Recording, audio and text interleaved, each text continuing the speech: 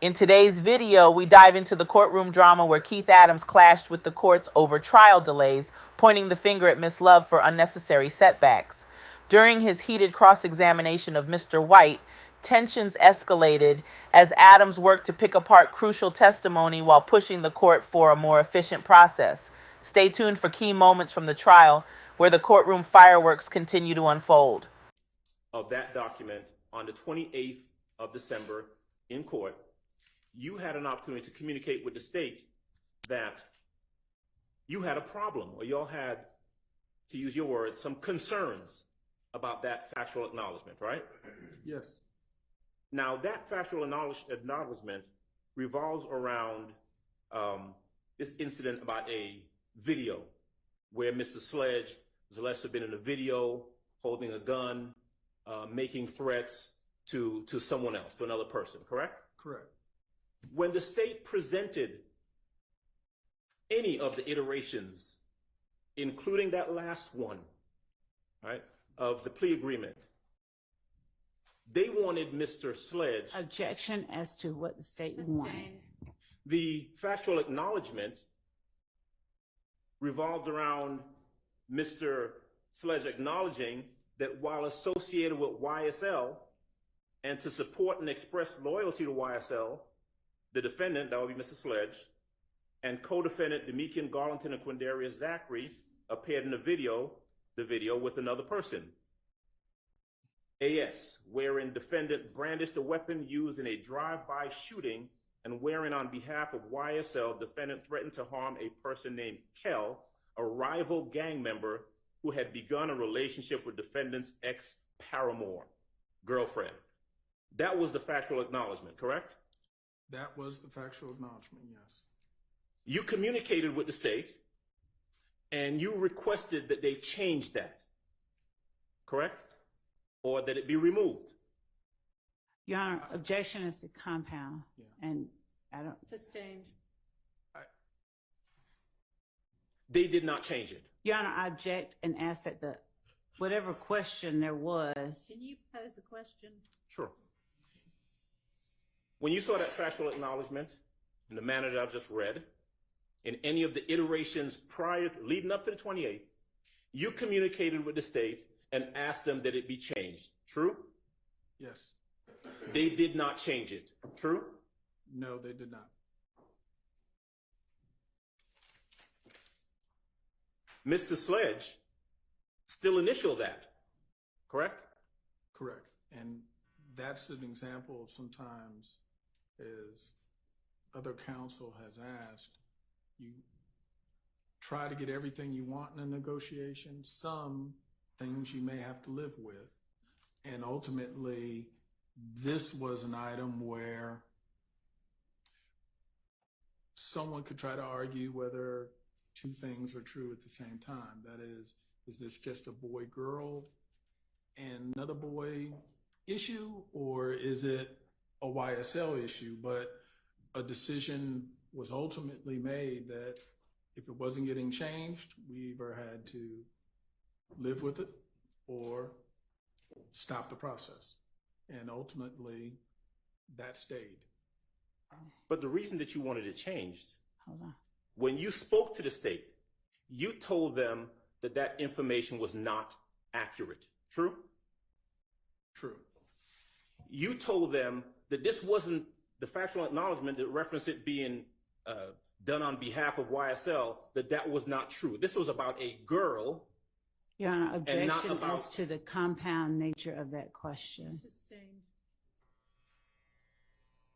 You told them that that incident was not about a gang-related incident. True? True.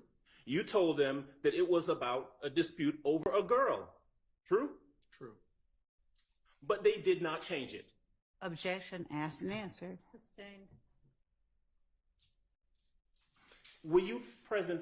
You were present in court when Mr. Sledge testified that he thought that he would have an opportunity to, notwithstanding his initials, explain his answers if put on the stand. Did you hear that testimony? I did. Did you again, without going into any privilege and to your observation, well, actually strike that. Did you have a conversation with the state about whether or not Mr. Sledge would be able to explain anything that he had some disputes with in the factual acknowledgments? The conversation was had back when we were doing the plea, and then even since then, it's always been broadcast or at least made clear by me, hey, if there are some differences in some of the content of some of these, my client will ultimately want to explain. If you put him on the stand and he testifies, he's going to want to explain what he means, as is when he acknowledged this, because something can be true, but also be true with other components to it. It's not always just one way that one person sees it as opposed to how another person sees it. And he wanted to be able to at least explain that. I think he often referred to it as his truth. And that was really him just wanting to explain. You discussed that with the state? Yes. Objection asked and answered. Overruled. You can answer. I would say yes. And again, sometimes the state would agree and they would make changes. Sometimes they would not agree.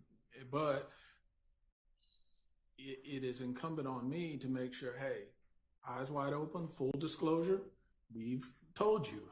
So it was not going to be a surprise that, well, Mr. Sledge may have a difference of opinion. It was your observation that the state wanted this plea to go through as much as Mr. Sledge did.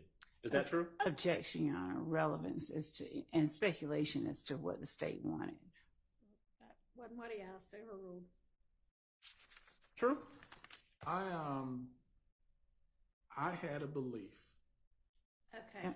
That's also not what was asked. Okay. Well, Maybe ask your question again. And relevance as to what the state wanted. Based upon your conversations with the state, your knowledge of the case, your communications back and forth with the state, your evaluation of the plea agreement, you formed or you observed that the state was just as interested in getting this plea done as Mr. Sledge was. Isn't that true? So objection. Go ahead. Objection. It calls for speculation about the state, and whatever his observation is or belief was is not pertinent to any material. Sustained. Okay. Was it your observation that the state wasn't really concerned with Mr. Sledge? They really wanted Mr. Williams? Same Sustained. And I have a motion as it relates to that.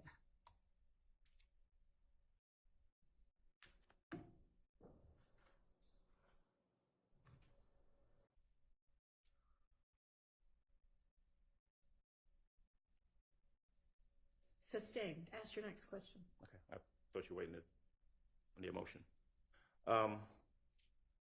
All right. Before Mr. Sledge was brought out into court on that video that we saw and entered the plea,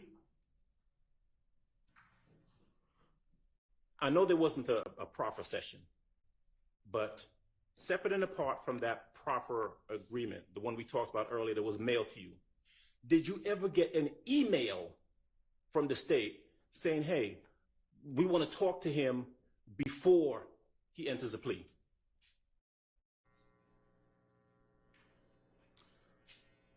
I'm not sure if they asked, but on the same token, my client never expressed an interest in talking to him. So I can't necessarily say it was the state or the defense that kept that conversation from happening. Ultimately, the conversations really were just the negotiations back and forth. Okay. I got a question I want to jump ahead and ask you about first and then come back to the plea. So the plea is entered on December 28th, 2022, right? Yes. You had that meeting that we talked about that was talked about on June the 9th of 2024. Correct. Right? At any point between December 28th of 22 and June the 9th of 2024, did the state ask you to bring your client in for an interview? Objection, Your Honor, relevance. I don't believe so. I know we didn't meet with the state until we ultimately did in June of this year. But we always just sort of figured we were standing by, and it was always our hope we weren't going to have to testify. So we were hoping, hey, we're on the sidelines and we're no longer relevant in this. And then ultimately it was this year that they said, we need to sit down with you, and yes, you will be testifying. In 2024? In 2024. In the middle of the trial? Objection, Sustained. Okay. How about this? Did the state ever send you any questions that they might want to ask your client? Objections, Your Honor. Relevance as to whether or not the state ever sent any questions. All right, so move on to your next question. You knew when the plea was entered in December of 2028 that Mr. Sledge was a potential witness to be called at trial. Is that right? Correct.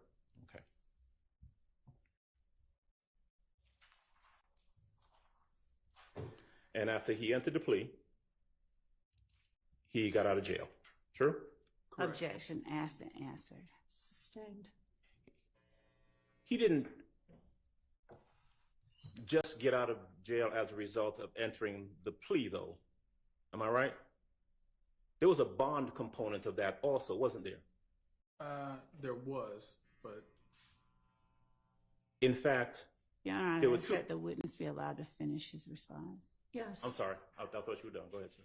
well, I was going to say, I think the bond, we worked that out as part of the plea as well, so that was not going to be an impediment to him getting released. So, in other words, it really sort of was all connected. His plea was on count one, the RICO plea, the RICO charge, right? Uh-huh. He also pled guilty on count 30, the possession of a firearm by a convicted felon charge, right? Correct. He was sentenced on count one. Correct. His sentence on count 30 was left open until after this trial concluded, correct? Correct. In my practice, I find it is not atypical for states when they do enter into an agreement with a defendant to try to have something held over so that the defendant's participation, they can make sure the defendant just doesn't show up and show out. They come and do what they indicate they're going to do. And therefore, count 30 being held open was not atypical. Right. His plea agreement and his plea require that if called to testify, he come in and he testify truthfully, Right. consistent with the plea agreement, correct? Correct. Because count 30 was left open in terms of sentencing, he couldn't get out of jail unless he got a bond on that charge, true? Correct. The state consented to a bond on count 30, didn't they? Your Honor, I'm going to object as to characterization, and the court can check, and I will not speak on evidence, but I believe that this is a matter that... All right. How much longer is your cross going to be? Because we're approaching the lunch hour. More than half an hour. Okay, let's break for lunch. And I think we've got a couple of motions to deal with. Thanks for watching. If you enjoyed this video, make sure to like, subscribe, and share it with your friends. Don't forget to check out my website at www.ericatranell.com for more exclusive updates and content. Let me know your thoughts in the comments below, and stay tuned for more exciting videos. This is Erica Tranell. See you next time.